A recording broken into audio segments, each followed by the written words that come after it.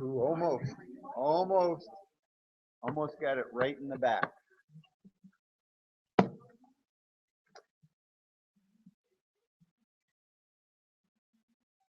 Well, don't be surprised, Josh. We got sickness plaguing the whole congregation. No, those are the ones not here. Ones that are here are, we're the healthy ones now. So, yeah, or we've already had it.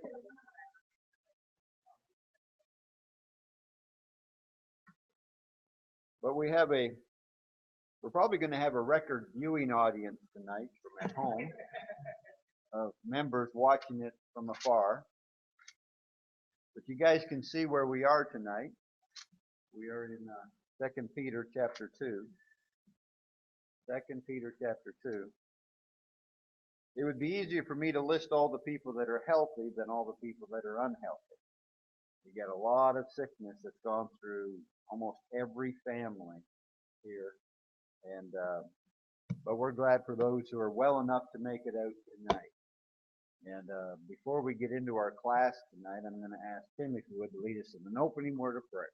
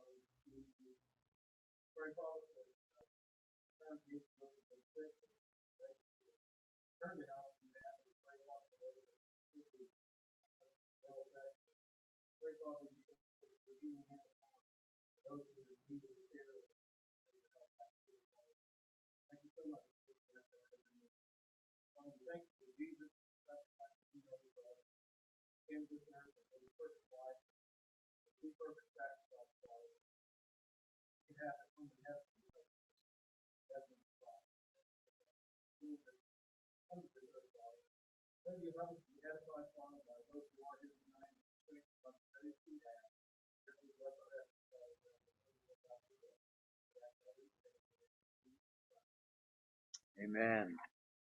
Okay.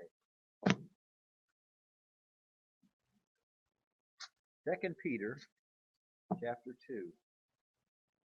All right, guys, if you were going to write this letter, if you were going to write it, you could probably anticipate what the second chapter would be about. Because we just left the first chapter talking about how the inspired word, it was not of any private interpretation. It didn't come from the mind of man. Holy men of God were moved by the Holy Spirit to speak the word. That's how we ended the chapter. So in other words, telling how that message came. And remember, we talked about how Peter was comforted by the fact that they would still have these truths after he's dead and gone. These words would abide forever. Well, now we're going to get into the second chapter, and he's going to talk about false teachers. Now think about it. What he just talked about in the first chapter, how do you think he's going to talk about the false teachers in the second chapter? Well, basically he's going to come back and say, well, they weren't like us. They weren't like the inspired. They're going to tell everybody that they are. And we're going to catch up on, seriously guys, there's just so much in these first three verses. Josh, read the first three verses for us, will you? There were false prophets also among you, even there shall be false teachers among you, who promise to bring in Beelzebul heresies, even denying the Lord and walk them, bring upon themselves such many shall follow their own manifest way, by reason of whom the way of truth shall be evil spoken of, and through controversy shall they be even words make merchandise of you, whose judgment now and at all times thinketh not the nation from the tongue. All right. Josh really likes to stick with that old King James. That'll be a tongue twister. Some of those old words that you guys have differently in yours. But again, in these three verses, he's going to be talking about the false teachers. I'm going to tell you, this is something that is just as applicable today as it was back then. He's talking about the certainty in the next section about the judgment that's going to come upon them. But look what he starts out by saying here. But there were also false prophets among the people, even as there will be false teachers among you, who will secretly bring in destructive heresies, even denying the Lord who bought them, and bring on themselves swift destruction. So what can you learn, guys? Come on. I mean, it's just this is something we really need to be aware of. What were these false teachers going to do? Okay, that's one thing. What else? What else was acknowledged about these guys? Do it secretly. Okay, and they would end up denying the Lord. What else do you know about? What about their success? Were they going to have any success? He says, um, he described that there will be people, many will follow their destructive ways in verse 2. How are these people going to be so successful? Well, again, I guess we just need to remind ourselves of all three verses before we get into our conversation and talk about it tonight. Look at this, verse 3. By covetousness, they will exploit you with deceptive words. For a long time, their judgment has not been idle, and their destruction does not slumber. Okay, let's talk about how these false teachers and how false teachers get a foothold. Guys, how's it going to happen even today? What's going to happen, Tim?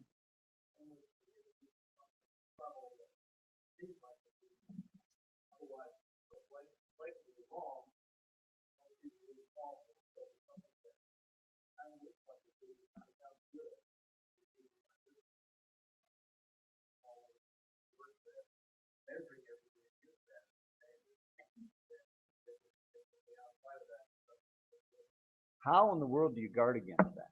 I mean, you're talking like you're actually describing the phrase there. These teachers among you will secretly bring in destructive heresy. Wow, that's pretty strong. How do you secretly bring in a destructive heresy? And you're saying, well, subtle teaching. Good grief, man. He calls it destructive heresy. Keith?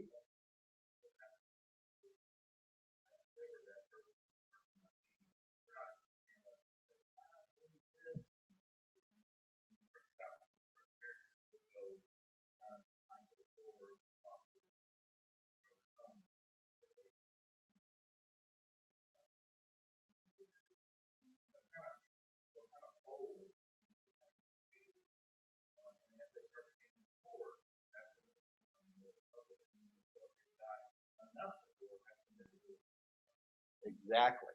And so, guys, I want you to tell me something here, okay? Let this line be keeping on the straight and narrow, okay? And here's where the people start to drift, okay? Now, at what point did Peter describe it? Okay, now this is where they're drifting off from the truth. At what point does he describe it as destructive heresy?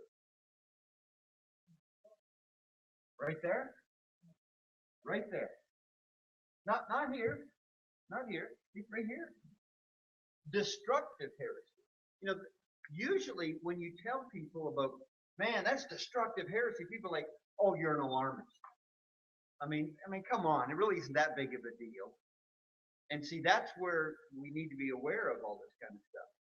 That's the big danger that we have when people make light of a subtle influence. They make light of a false teaching that really isn't out here. It's not way out in left field. It's right there, Tim.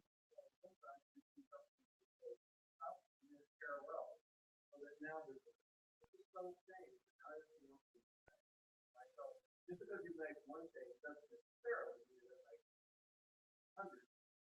It's probably way to that, but it's good to say we're only going to make a couple of things, and everything else is going to be exactly the same. So if you don't look really, really close, not going to know. I like that. That's a powerful point. So when he talked about that in verse 2 of 1 Peter, 2 Peter, these destructive heresies that they're going to bring in, it's right at the very beginning. And we need to be alert to this, guys. And people say, well, let's not be an alarmist. People say that, people are fearful. Well, Chuck, worry about it when it gets way out in left field. No, I'm not worried about when it gets way out there. Because if you drift from the Lord, this is just as bad as out there. And that's what people don't understand. a little bit, people talk about, well, oh, I can't go to that church because they're too liberal. How would you word that statement? Yeah, but if somebody says, well, they're too liberal, you would say, any liberalism is wrong, which is kind of what you're saying. But I wanted to exactly read my mind, okay? You know the rules here, okay? Yeah, any amount is wrong, any drifting from the pattern that we have. And that's what Peter was warning here. And the thing is, he wasn't saying it might happen. Did he say it might? No. There will be, okay? Even as there will be false teachers among you who will secretly bring in destructive heresies, even denying the Lord who bought them, and bring on themselves swift destruction. I like this. Bring on themselves swift destruction. Now, verse 2 is talking about, some of you are going to follow him. How is there swift destruction there if some of the brethren are actually going to believe him? Where does the swift destruction come from? God. Because I'll tell you this. Any transgression that takes place is dealt with by God. A congregation might put up with it, and they're sinning. But we're going to get into, you're going to notice in the section of verses 4 through 11 that God, he gives us 3 examples. When transgression took place, God was right on top of it. Right on top of it. He talked about with Noah and Sodom and Gomorrah and the angels. Not in that order, but I think it was the angels that were first. But all 3 of them were dealt with firmly by God because of their transgression. And this is what motivates people today to understand the importance of becoming a Christian and remaining faithful. Is because if you do something wrong, okay, if you guys are in sin right now, if you have unrepented sin in your life, what evidence is there that your relationship with God is jeopardized? What evidence? Just yourself. If you had unrepented sin in your life today, Tim, right there, you're sitting there, you've sinned, you're separated from God, you didn't repent of it. What evidence is there in your life that demonstrates that you've severed that relationship? There isn't any. So what do you have? What's the only thing that tells us that? Is this. Without this, you're just going to go along, everything's fine. But he says swift destruction. Now, do these people think they're met with swift destruction? These heresies, bring these damnable heresies? No, they're thinking everything's fine with me. And actually, we're having success. People are believing what we're saying. But he said swift destruction is there. It doesn't matter what man thinks. It matters what God has said. God is always in control. That's what I love about this. You can fool me, but you can't fool God. You can lie to me, but you can't lie to God. He knows these things. And so judgment is there. A person might feel, well, I feel like I'm right with the Lord. It doesn't matter how you feel. It matters what the Lord said. Are you ready for heaven? Well, I feel like I am. It doesn't matter what you think. It matters what the Lord has said. And the point is, you can know what the Lord has said. Now, that gets us back to this point. How do you guard against this, okay? And so he warns about these people, and he uses the term secretly brings in, subtly, as Tim put it, brings in these subtle teachings. So tell me, how do you guard against it? Like he said, they're going to go in and they'll take this brother or sister aside. I was thinking about this. Can you believe people think this is wrong? TJ, and then Brett.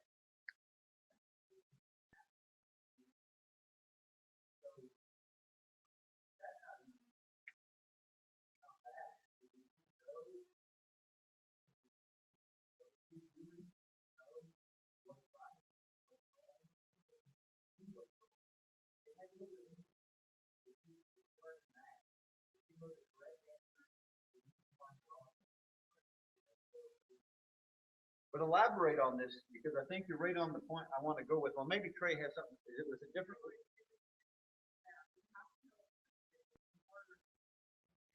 But now I want you guys to tell me what kind of student do you need to be to guard against the false, damnable heresies that will creep in subtly?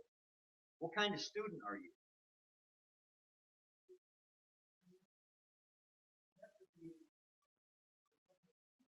Yes. Yes.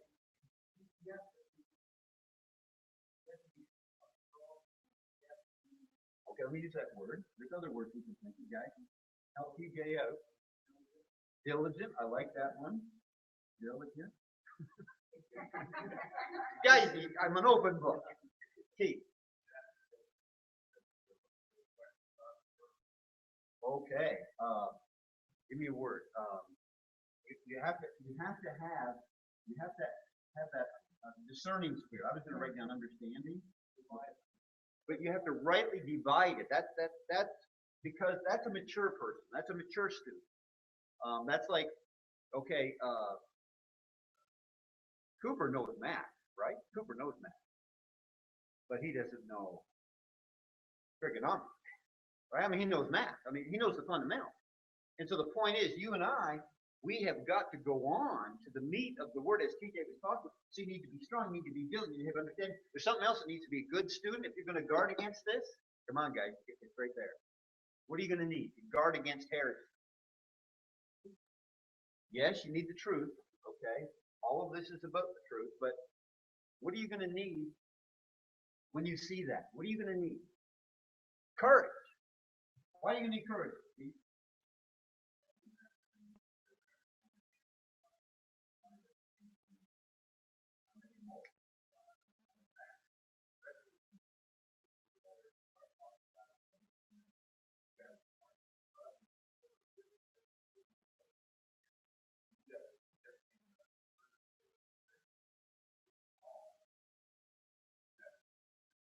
And I got to tell you guys, that's one of the reasons why churches have drifted, because you didn't have enough people with backbone.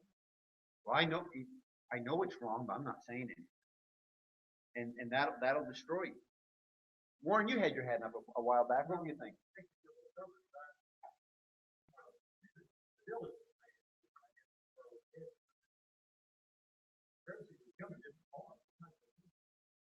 Right. Okay.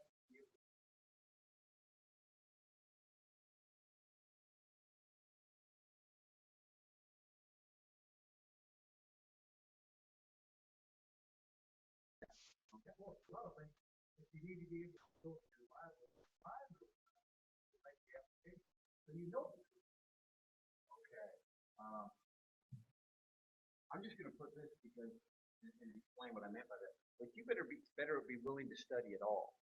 You know, if you become an expert in just one aspect, it's like being a specialist rather than a GP.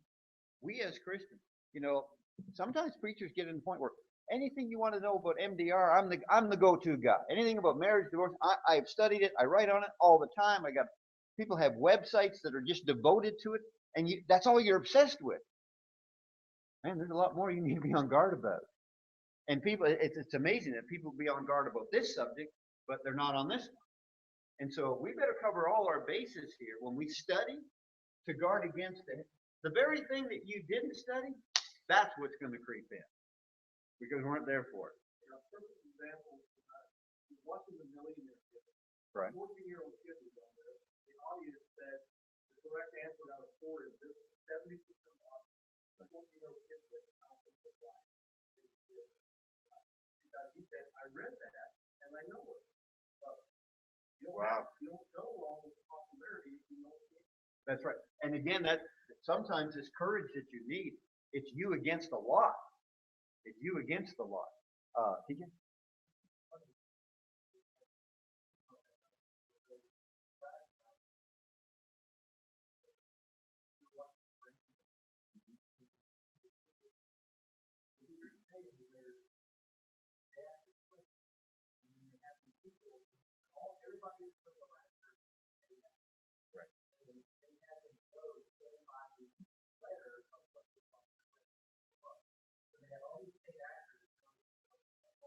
Wrong one.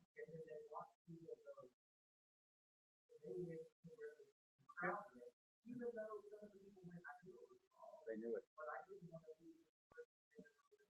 Exactly true. Exactly true. I mean, I've used that illustration a long time where they did that in a college class. Where the teacher said there's a guy who always comes late. I'm going to put an equation on the board. It's going to be wrong. You know it's wrong, but I'm going to ask everybody to stand up if they think it's right. And he said, I want you all to stand up. And they all stood up. He came in late, didn't know about it. And when they all stood up, he stood up too. He knew it was wrong, but it was the pressure of everybody else. I'm just going to go along with it.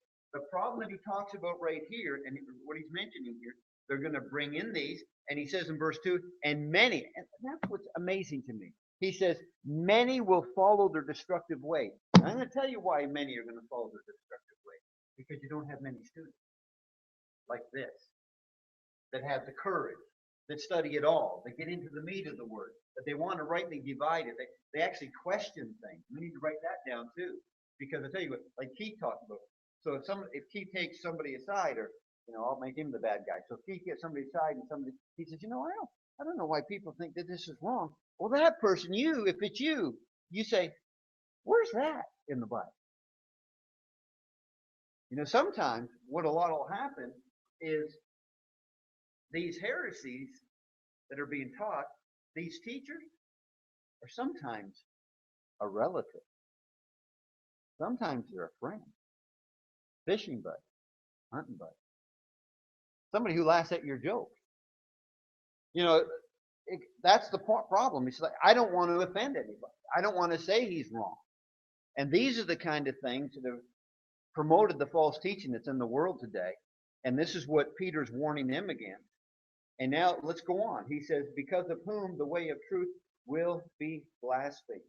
And that's pretty sad here, that you're going to follow their destructive ways. Many will, because of whom the way of truth will be blasphemed. How sad that is. This gradual departure, and we're not talking a lot here, guys. Anything that's off the pattern, just a little bit than what you have in here.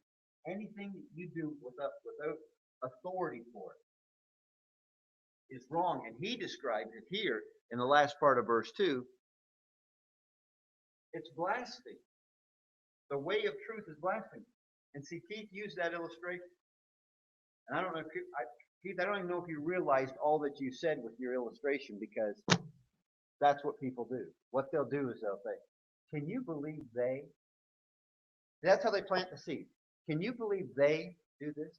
Can you believe they teach this? In other words, you're turning them against those who stand for what is right, speaking blasphemy of the truth. That's what they do. They'll attack the doctrine straight on. Can you believe that can you believe they don't have an instrument there? Can you believe they don't have an instrument there? That's where a person needs to come back and say, well, are they singing? Well, yeah. Well, isn't that what they're commanded to do? Well, you see, if you don't ask those questions, it doesn't look so silly. So, but if a person says, can you believe they don't use this? Isn't that just silly? Yeah, yes it is. Yeah, if you're not going to ask questions and get back to the authority aspect of it. And so you can see, guys, why it's our responsibility, wherever we are, to be on guard. Yeah.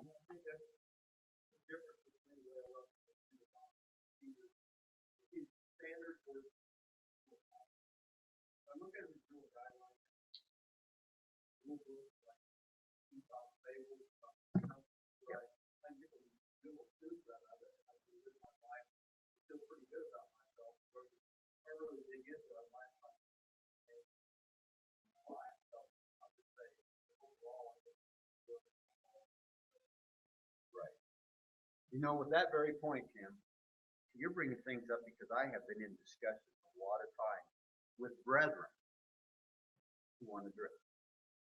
Okay, I have. And the thing is that we're trying to point out is, if there really isn't a pattern, it's not. Okay? If there really isn't a pattern in all things, then how do you guard against it? Here's Peter warning them about these people going to bring in these destructive heresies. These subtle, secretly, right? Just subtle. Well, if it's full of generalities, well then you'd never know what is right or wrong. You'd never know. It has to be full of specifics. It's those specifics that help us stay, that's black and white. It's right or wrong. I mean, it's just there. Truth is absolute. But you're talking about, Tim, where people don't want that. And so if Keith comes in and makes that comment, you believe that they don't have an instrument? Oh. So somebody could come back and say, well, then why don't we have jugglers then? We can do anything we want in worship. Now Keith might come back, well, don't be ridiculous. Well, he opened the door, right? And so you want to push that issue of just saying, well, is there a standard for worship? Is there a right or wrong? How are we to sing? And if we can do that, can we have the soloist? Can we have the choir? It just leads to one thing to another. Is there a pattern? And my point is, if there's no pattern, you can't guard against it. And Peter would be asking the impossible.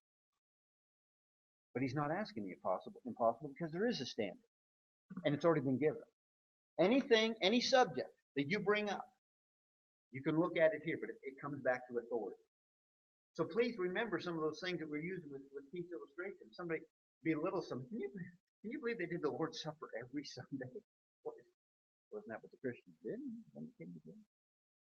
No. Just push the point. Go to the Word. And then he said in verse 3 that we talked about, by covetousness. Now we're getting to the heart of it, okay? Why are people bringing in, and I'm gonna stay with Keith. Keith, give me a motive. Why would you go to somebody? You wouldn't do it, but play a bad guy. Why would you go to TJ or somebody and just bring in this false idea that you have in your head? What would be a motive to do that?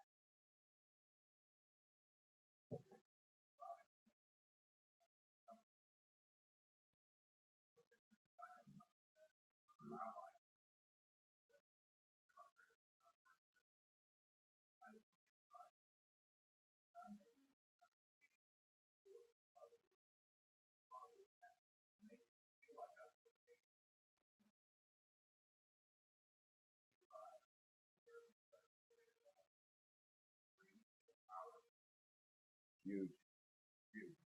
I like that. I don't like it. Mike?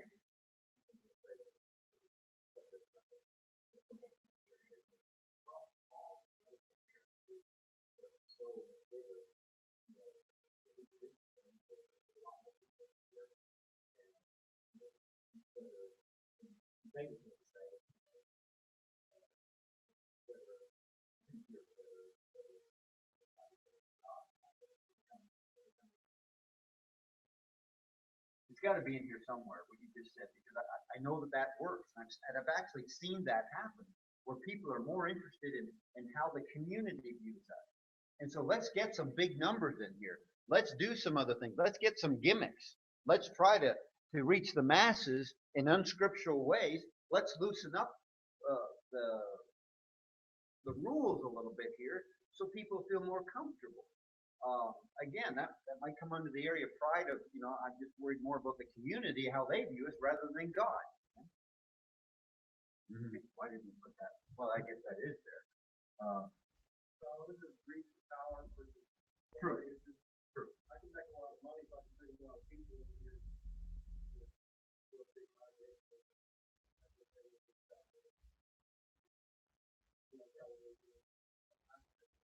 Well, that describes somebody, doesn't it, in the scripture? Who is that? Does a fellow come to mind who wants that kind of power in the church? Diotrephes, okay? 3 John.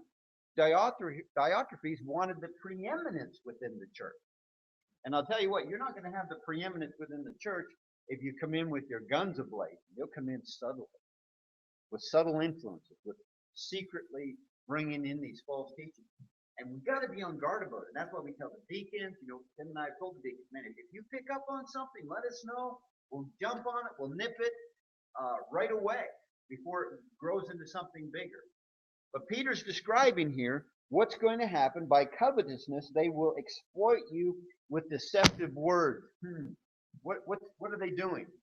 What are they doing? What's happening there? They're going to exploit you with deceptive words.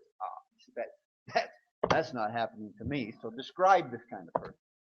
What are these deceptive words? Telling you what you want to hear. That's huge. Anything else? How about with that?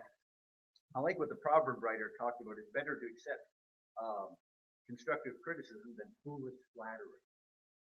And I'll tell you, people eat it up. Hey, Quebec people, man, you're probably one of the best dudes there at church there. I mean, I just really appreciate what you do there at that congregation. But they don't use you. In other words, build them up, Build them up, all right? Give them that praise, right? And then slide it right in there with all that praise. It's deceptive words. But you know what? That's like what the serpent did back in Genesis chapter 3. If people would understand that, if people could just see through Keith and just say, man, I know what you're doing. I know what you're doing. You're setting me up. And that's what the serpent was doing, setting her up. And, okay, we got to come up with an illustration later, Keith, to get you on the right side of the track. Okay. But yeah, and we have to be wise to that, because my experience in the past dealing with brethren who've gone off and become false teachers, that's been huge. They are so good with their talk. Smooth talkers. I mean, they could sell ice to an Eskimo. That's how good they are. Mike, thank you.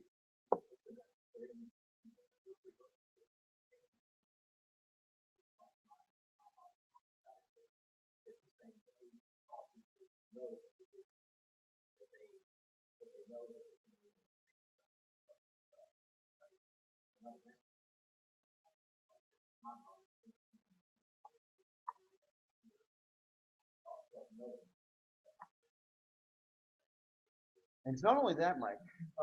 Those guys, sometimes you can see a little more clearly than the guy who comes across like, well, I'm sincere. I just really think it. They come across that way, right? And that makes them even more dangerous, because they know what they're doing, in the sense they know what they believe. Now, Keith might, like the bad guy, Keith might sit back and say, look, I really believe it's okay to do this, okay? But in all actuality, it's wrong. Okay, it doesn't matter whether you're coming in there knowing that it's false teachers. Sometimes false teachers. Because I'm going to say this, there was a member of the church years ago who was a professor at a university, and he interviewed different religious leaders. He went throughout the country, interviewing them to see if these guys are sincere or they're just crooks.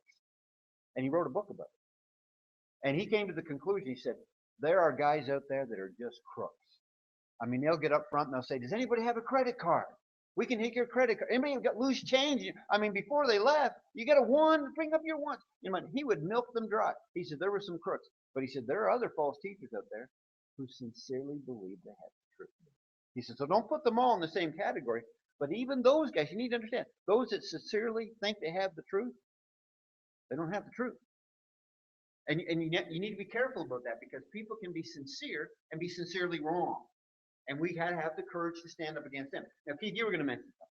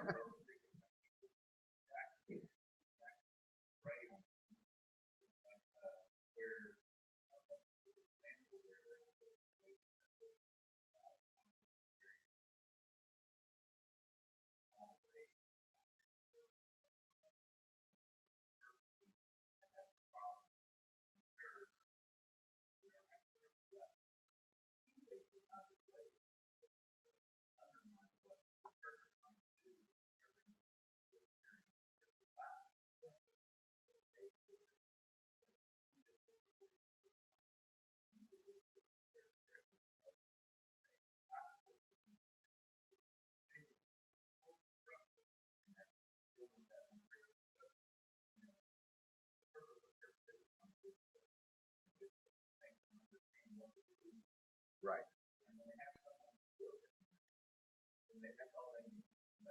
That's it.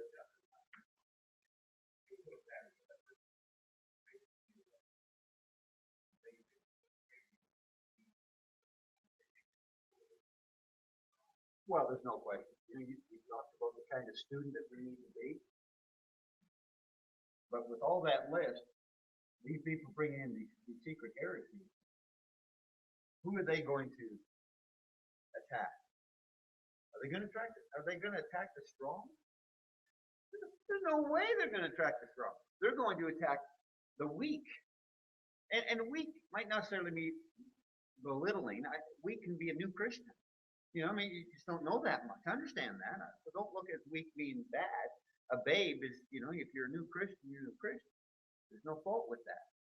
But people know how to attack that. and they're wise that way, just like the serpent, like the serpent. And so, as he describes here, because of covetous, they will exploit you with deceptive words. For a long time, their judgment has not been idle, and their destruction does not slumber. Now, that's leading us in, guys, to this next section. That's Peter's way of telling them the destruction of these people has been around for a long time. False teachers have been around since the beginning of time.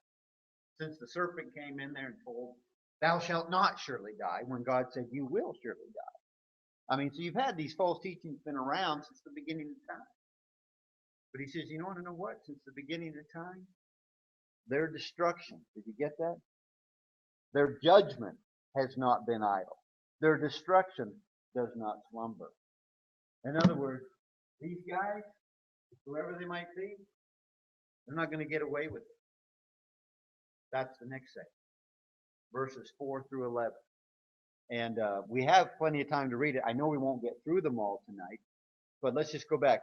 TJ and Kelsey, can you take 4, 5, 6, and 7? And then I guess we're up to Mike, and then 8, 9, and then 10, 11, 10. You can't see. Okay, move up to 10. Go ahead there, Kelsey and TJ. Verse 4 beginning.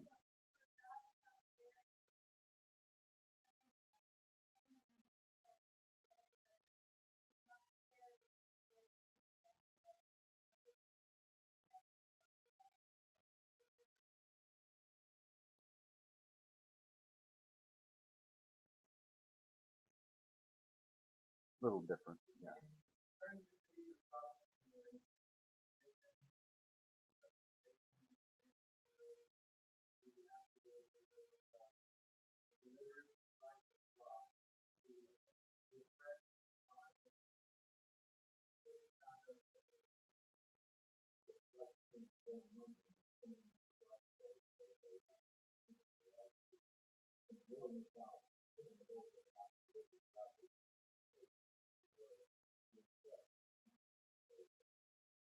Especially those who hold the strength to corrupt desires by daring self-will, they do not tremble in the trial of justice. Whereas angels who are greater in might and power do not bring the vile judgment. All right. Well, guys, we're not going to get through all this. We only got like 6 minutes left here, but you're going to notice that this was verse 3 was connected with this. Remember that? I mean, it's not like there's a new thought going on here, because he was talking about judgment has not been idle. The problem with the lack of a flood today might cause people to think what? Get away with it. The idea of a flood did what? What did the idea of a flood back then tell them? Accountability, right away. Boom, all right? Sodom and Gomorrah, angels that we're going to talk about in just a few moments. But the fact that time goes on today and so many people are corrupt and do bad things, or those subtle influences and churches are led off into first liberalism and then to denominationalism and then into cults and so on and all kinds of religions out there. The fact that that exists today, people might get the impression that, like Josh said, you can get away with it. But the point that he's going to be trying to drive home here is nobody's getting away with anything. Nobody's getting away with anything. If we start teaching false doctrine here and we're growing leaps and bounds and we expand out here and we're growing and we're teaching false doctrine, what, do we think we're getting away with something?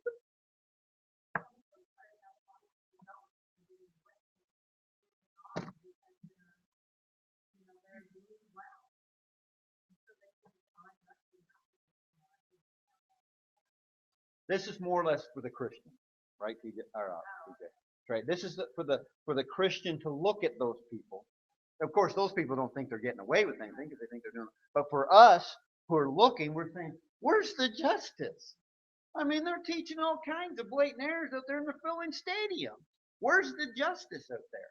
And like I keep saying, and here's the comfort in the latter part of that reading was there were people who stood against that. People like Lot, who we're going to think next week, we're going to bring up 3 powerful lessons that Lot, like you and I, we don't want to become desensitized because it bothered him every day, okay?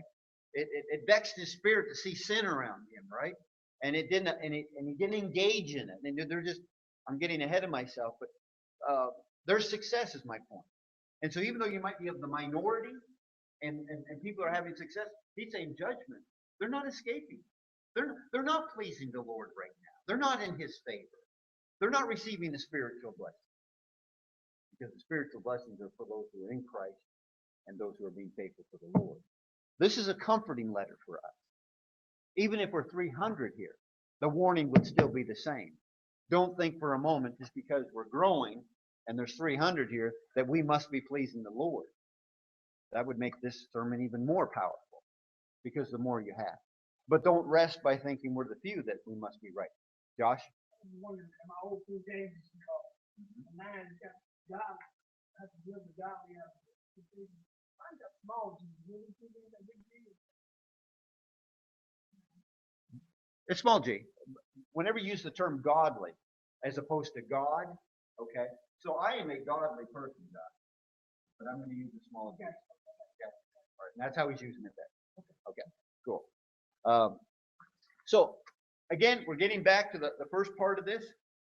For if God did not spare the angels who sinned, but cast them down to hell and delivered them into chains of darkness to be reserved till judgment. And, before he gets into the next one, let's just stop there. I love this. Because people love to speculate. I get tired of people speculating. But I'm telling you guys, you can learn enough. Tell me, what do you know about angels from verse 4? People want to go back and they want to guess on a lot of different things. People write encyclopedias on this, a whole book on it. I'm telling you, what do you know? Keith? They're accountable. What else do you know, Trey? They fall. What else do you know? They had a choice, right? Okay? In the spirit realm. They're in the spirit realm. And it tells me that God didn't make them that way. Also, when angels do good on that. Okay, that's right. But you can't. But don't forget though, Josh, you can't fall from a place you've never been. Okay, and so when he describes here, when he says, "If God did not spare the angels who sinned," that's telling me that the angels were created good. In other words, they weren't created like born in sin. They were not created in sin. All right, it's a powerful point. Those angels who sinned, well, they were always sinners. No. Angels became sinners. Angels sinned. Now, people can talk about, well, now, it's a subtle one, guys. There's another great lesson here. What else do you know about, maybe about heaven? In order to sin, what needs to be there? What do you need to have sin? You need rules. You need laws. So what's it tell you about when the angels were? That there were laws, that they were created to do certain things. I don't have to sit here and speculate all night. Well, what were their jobs? What did they have to do? Doesn't matter. Doesn't matter. The fact of the matter is, I know that God gave those angels laws, and they broke those laws. That's called sin. Hasn't changed for us today either. And so we're going to pick up right there with the angels next week and continue on. Go ahead and read that section, guys. Kind of get excited about it. And I kind of get depressed that I'm going to be gone after that. But Michael, we'll leave you in good hands.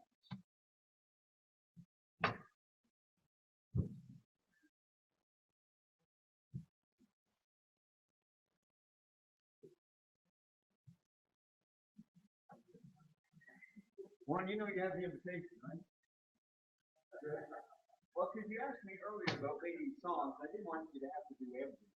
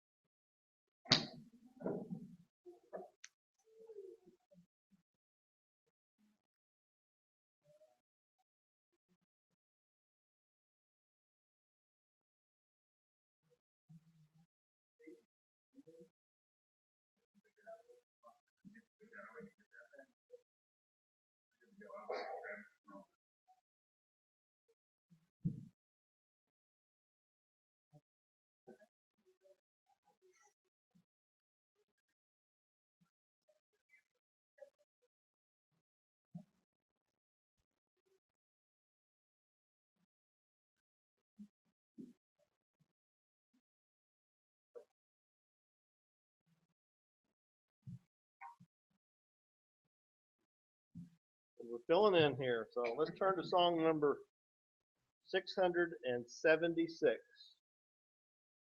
Sing this song, and then I think Warren's going to bring us the invitation. And the song right across the page, 674, will be our invitation song. So we'll sing all 5 of the verses of 676. There's within my heart a melody, Jesus whispers sweet and low. Fear not, I am with thee, peace be still, in all of life ebb and flow. Jesus, Jesus, Jesus, sweetest name I know, fills my every longing, keeps me singing as I go. All my life was wrecked by sin and strife, discord filled my heart with pain. Jesus wept across the broken stream, stirred the slumbering chords again. Jesus, Jesus, Jesus, sweetest name I know, fills my every longing, keeps me singing as I go. Feasting on the riches of His grace, resting 'neath His sheltering wing, always looking on His smiling face.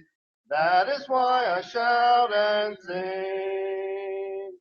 Jesus, Jesus, Jesus, sweetest name I know, fills my every longing, keeps me singing as I go. Though sometimes He leads through waters deep, trials fall across the skyway. Though sometimes the path seems rough and steep, see His footprints all the way. Jesus, Jesus, Jesus, sweetest name I know, fills my every longing, keeps me singing as I go. Soon He's coming back to welcome me, far beyond the starry sky.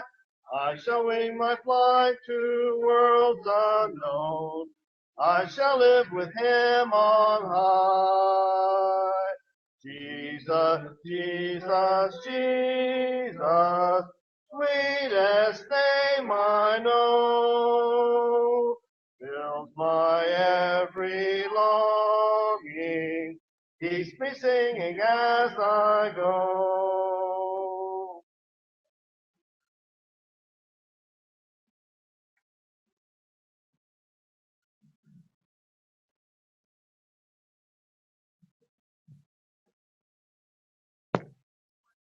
You would take your Bibles and let's turn to the book of Esther in the Old Testament.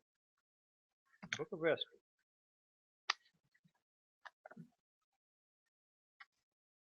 I just prepared a kind of a short summary maybe. I find that I was reading my Bible and I just got interested in the story. I had read it before, and I was reading something else that triggered my interest. And going back, talking about Haman. We're going to look, it'll be a brief study, and we'll be jumping along pretty quickly, but I want us to remember who we're talking about primarily this evening. We'll be talking about pretty much the characters involved in this. Ahasuerus, the king at the time, we're talking about his queen, Vashti, and her actions. We'll be talking about Mordecai and his introduction to the story, and of course we'll be talking about Haman. And Haman will be the focus of the lesson this evening, his behavior. But what we'll try to do is do a little review as we go along here, and hopefully I won't make it too complicated or run too fast. First off, take a snapshot of the events leading up to Esther becoming queen and how she became part of the story. Uh, in Esther, first chapter, verse 9, we're talking about there was a big feast going on here, and so we're into that feast. And verse 9 says, Queen Vashti also made a feast for the women in the royal palace which belonged to the king Ahasuerus.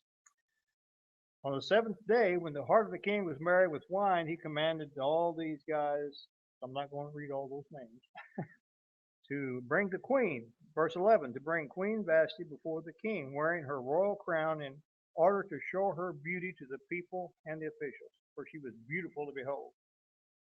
And verse 12 says the queen refused to do that. For whatever reason, she doesn't say. But the result of her refusal, we read it towards the end of verse 12, so therefore the king was furious and his anger burned within him. So in the process, in the next few verses,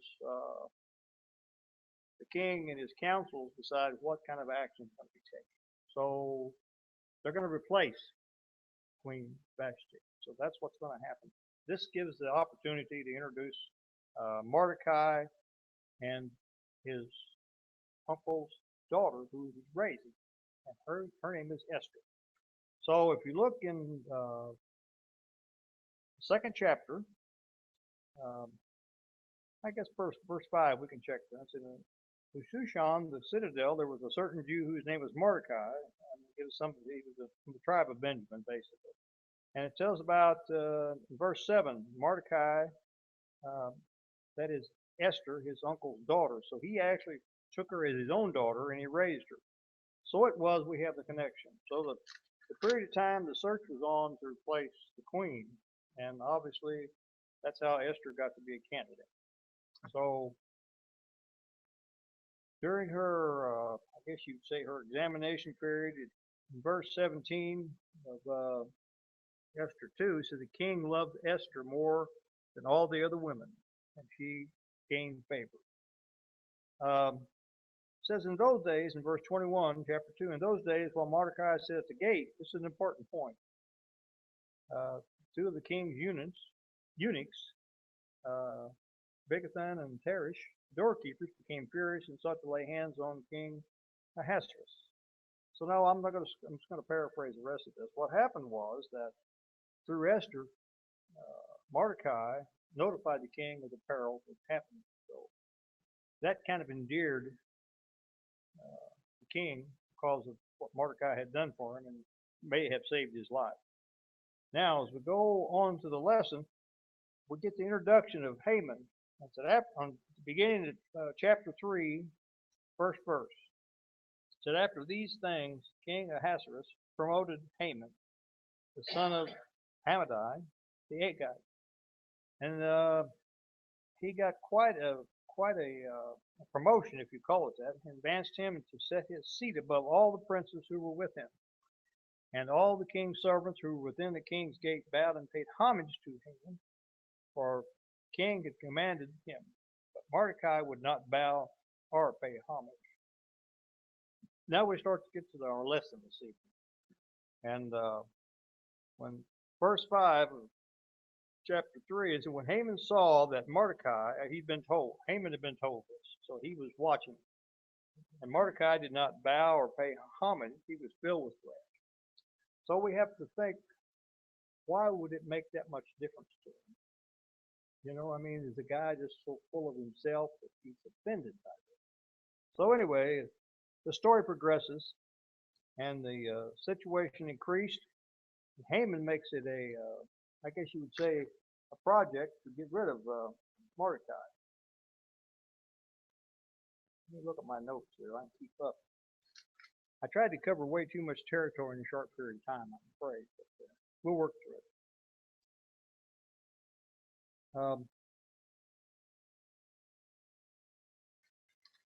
When Haman convinced the king, I guess at verse 8 would be a good place to look.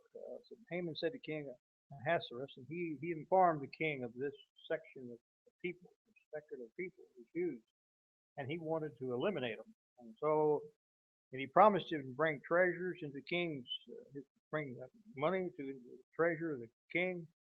And so the king thought it was a good idea, obviously, and so all letters, there were many providences. I forget, I had written it down earlier, and I've forgotten how many it was. Huge, huge kingdom that the king had. And so it was quite of a project to get all these letters and information to all these providences that are going to eliminate all these Jews. So, of course, we pick up the story in chapter 4. And at this time, of course, Esther is serving as the queen. And so she has some influence over the king, but evidently she doesn't have direct access to the king every day. Once a month or something like that, she has access to him. Well, Mordecai learned all this. He approached Queen Esther through her servants to help him do something about getting this change for all the Jews, because all the Jews were going to be killed. And so Esther, when she receives word, she's not real on board with this. You read in verse 11, it says, all the king's servants and people of the king's providence know that any man or woman who goes in, this is Esther speaking, I'm sorry, who goes into the inner court with the king, who has not been called, he has but one law, put all to death, except the one whom the king holds out the golden scepter, which he may live. Yet I myself have not been called to go into the king these 30 days. And so Mordecai sent word back to her. I think this is the interesting point about the relationship between Mordecai and Esther. Verse 13, Mordecai told him to answer Esther, do not think in your heart that you will escape in the king's palace any more than all the other Jews. For if you remain completely silent this time, relief and deliverance will arise for the Jews from another place, but you and your father's house will perish. Yet who knows whether you have come to this kingdom for such a thing as this. He's putting the pressure on Esther. So, of course, Esther replied, in paraphrasing, that she's agreeable to this, and they're going to fast for several days, and she's going to go and do this. And if I perish, I perish. So she's going to approach the king over this proposal to do away with all the Jews. It might be going to take too long with this. It's getting pretty long. Anyway, we're getting close to being the point anyway. Haman, at this point in time, I don't want to miss over the point one that I was trying to get here.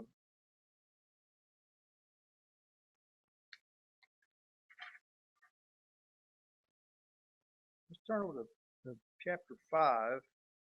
And this is where Haman has really, he's been through the process. He's been invited to the banquet that Esther has set up. So Haman has restrained himself, and he went home, and his friends told him and his wife that they should probably build a gallows for him to hang Haman. So I don't think I've got that wrong. Well, no, let's see.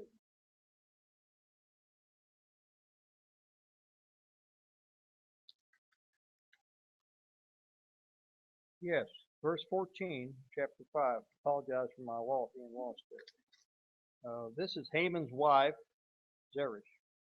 And all his friends said to him, let a gallows be made, 50 cubits high, and in the morning suggest to the king that Mordecai be hanged on it. Then go merrily to the king to the banquet. And this thing pleased Haman, so he had the gallows made. Now I thought it was kind of interesting.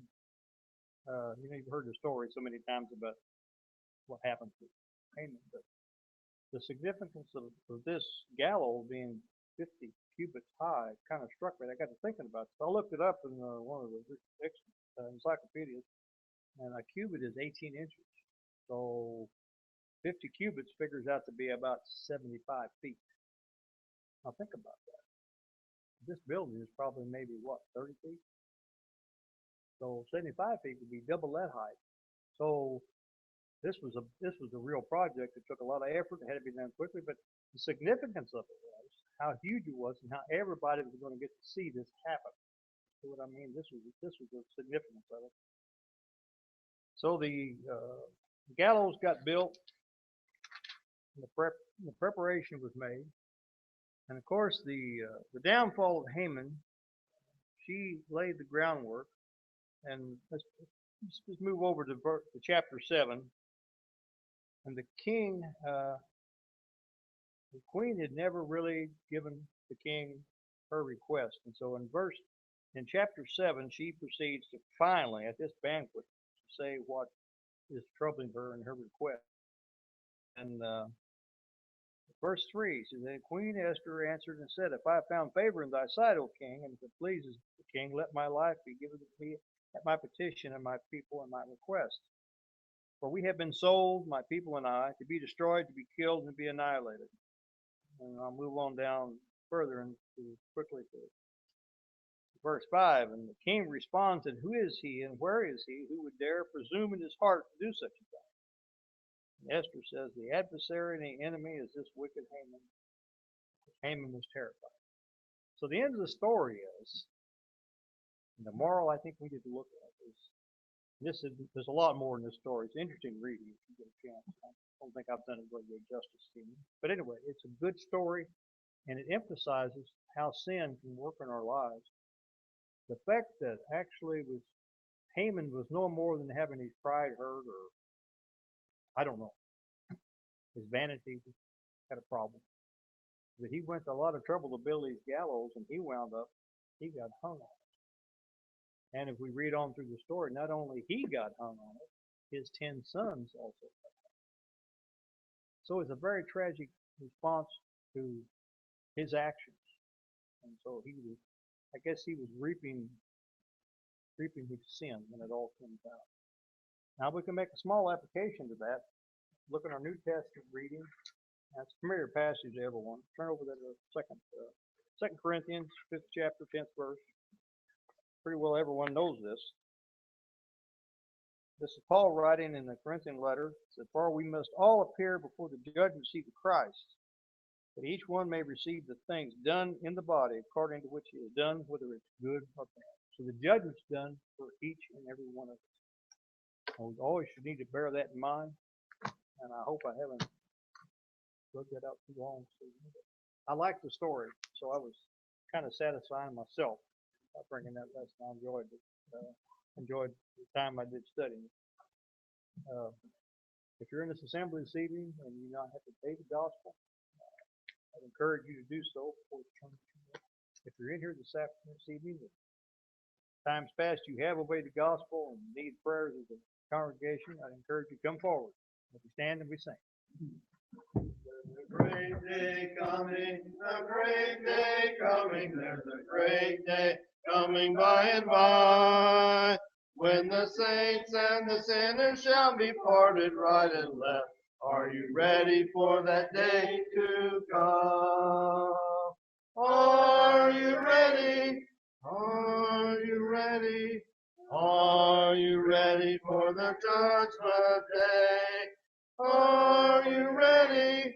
Are you ready for the judgment day?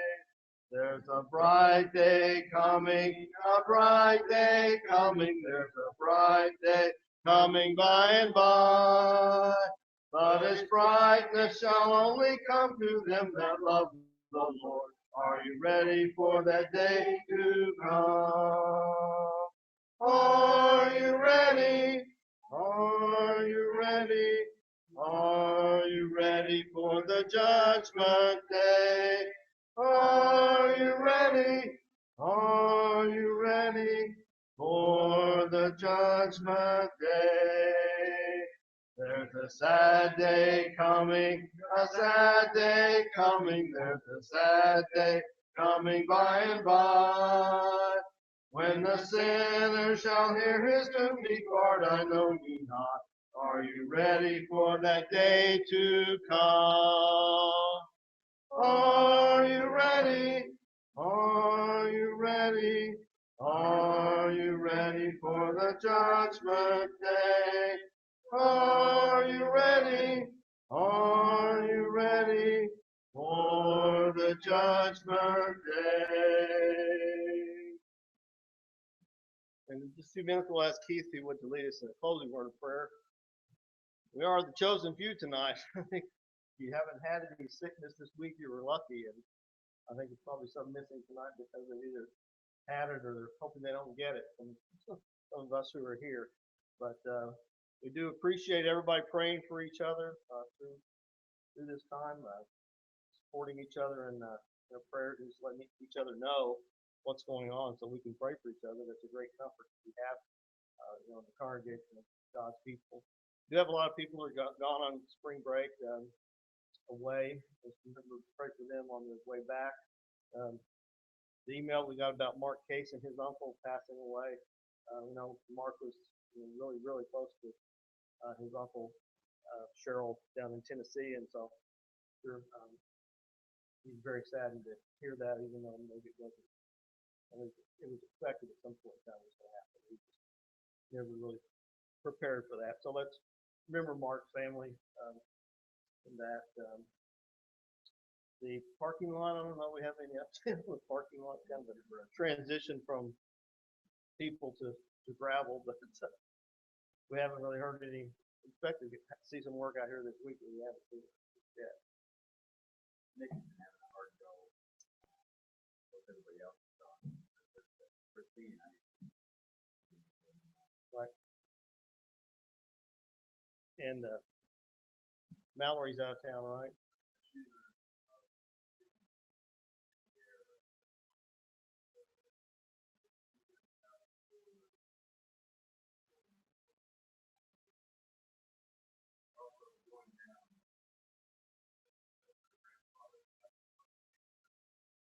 going down. If they travel from he's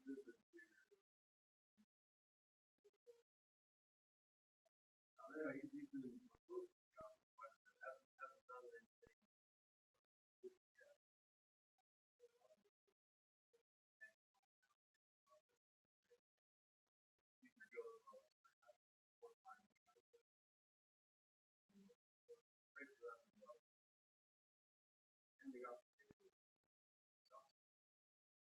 Right. It starts on Friday. Right. I'd like to thank our visitor for coming out with us. We do have a familiar face with us, so I'm glad you're here with us as well. Any other announcements, Ben, that we need to make before we're dismissed? Okay, Keith, you would dismiss us?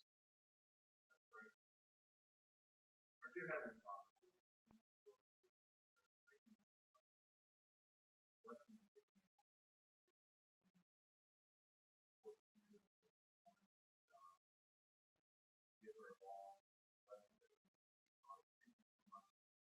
everything is done for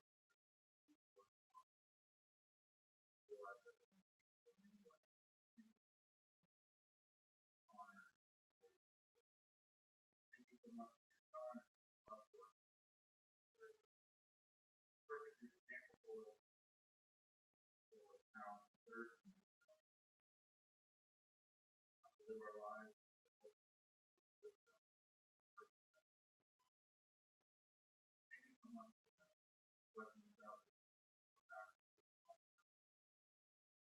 Father, we thank you for the church and for help us follow God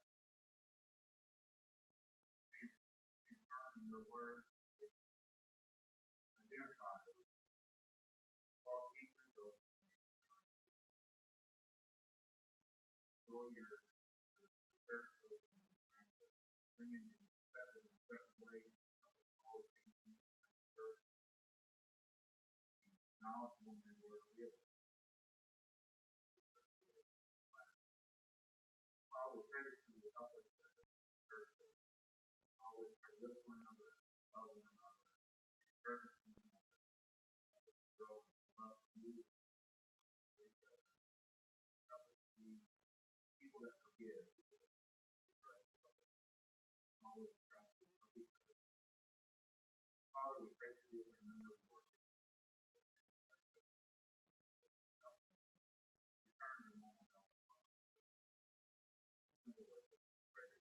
Those who are